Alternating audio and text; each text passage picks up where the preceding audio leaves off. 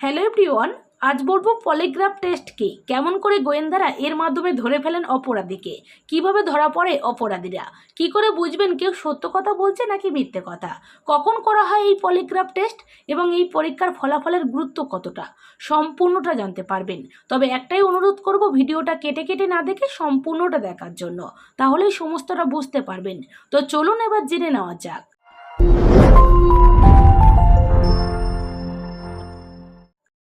Polygraph test ঠিক কি, এই বিষয়ে সিনেমা বা সিরিজ দেখে আমাদের অনেকেরই কম বেশি খানিকটা ধারণা থাকলেও বাস্তবটা কিন্তু অনেকটাই আলাদা।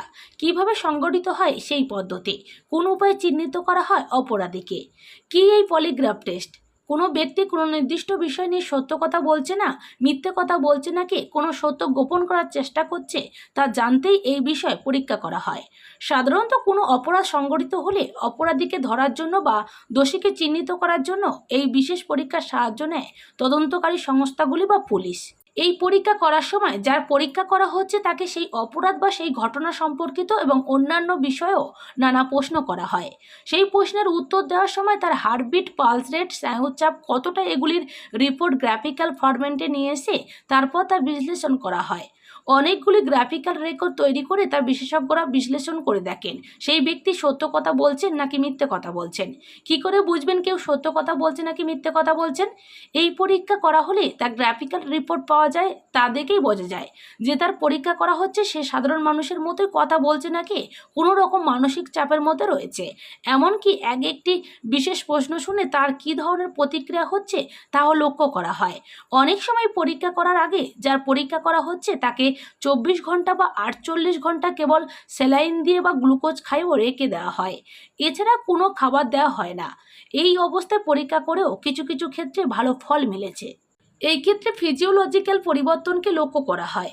কোনো কিছু লুকোনোর চেষ্টা করলে বা অস্বীকার করার চেষ্টা করলে তাতে শরীরে কিছু পরিবর্তন ধরা পড়ে, হার্টবিট এবং পালসের তারতম্য দেখা যায়। কখন করা হয় এই পলিগ্রাফ টেস্ট? যদি কোনো অপরাধ সংগঠিত হওয়ার পরে অভিযুক্ত সম্পর্কে যথেষ্ট তথ্য প্রমাণ না থাকলে তখন সত্যি খুঁজে বার করতে বা দোষীকে শনাক্ত করতে এই বিশেষ পরীক্ষার সাহায্য নেন গোয়েন্দারা। দোষীকে চিহ্নিত করতে কতটা ভরসাযোগ্য এই পরীক্ষার ফলাফল এবার জানুন। ধরুন কোনো ব্যক্তিকে 100টি প্রশ্ন করা হলো, এবার সেই প্রশ্নের উত্তর দেওয়ার সময় তার শারীরিক মানসিক অবস্থা ঠিক কী ছিল তার যে গ্রাফিক্যাল রিপোর্ট পাওয়া যায় সেটিকে বিশ্লেষণ করে বার করা হয় কেউ কতটা সত্য কথা বলছে বা মিথ্যে কথা বলছে।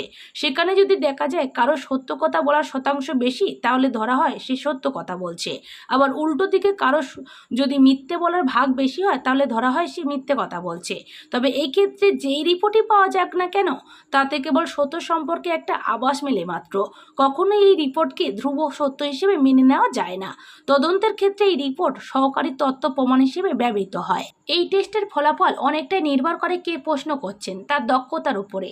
এই পরীক্ষায় খুব সহজেই তদন্তকে অপরাধী ভুল দিকে পরিচালিত করতে পারে। এই পরীক্ষার প্রমাণ্য গুরুত্ব খুবই কম। এই পরীক্ষার ফলাফলের গুরুত্ব কতটা এবার জানুন।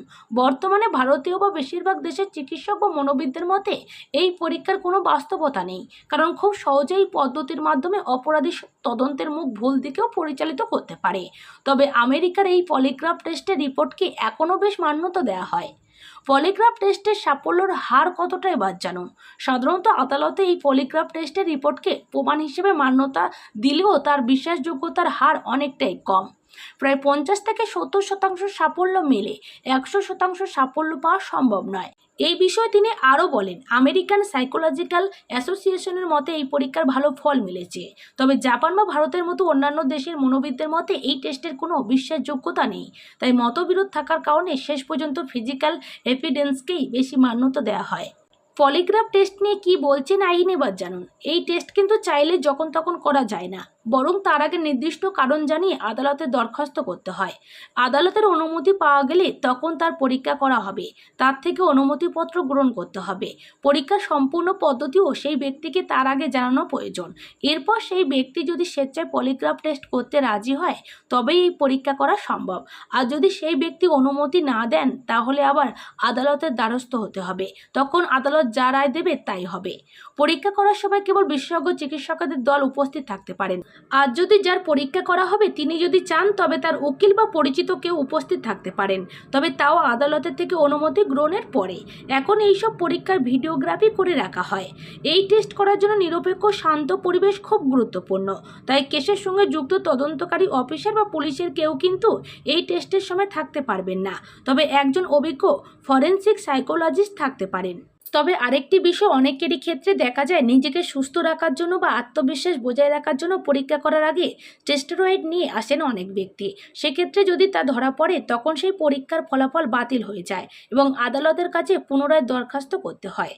তবে পলিগ্রাফ টেস্টের রিপোর্ট নিয়ে আইনজীবী মহলের আলাদা ব্যাখ্যা রয়েছে। তাদের মতে এই রিপোর্ট আদালতে গ্রাহ্য হয় না। এই নিয়ে সুপ্রিম কোর্টের রায় আছে। পলিগ্রাফ টেস্ট গ্রাহ্য নয়, কারণ এটি 100% সত্য বলে প্রমাণিত নয়। মেশিনে সম্পূর্ণ মিথ্যা বা সত্য ধরা পড়েছে এটাও বলা যায় না। মেশিনের উপর সম্পূর্ণ আত্মবিশ্বাস নেই আদালতের।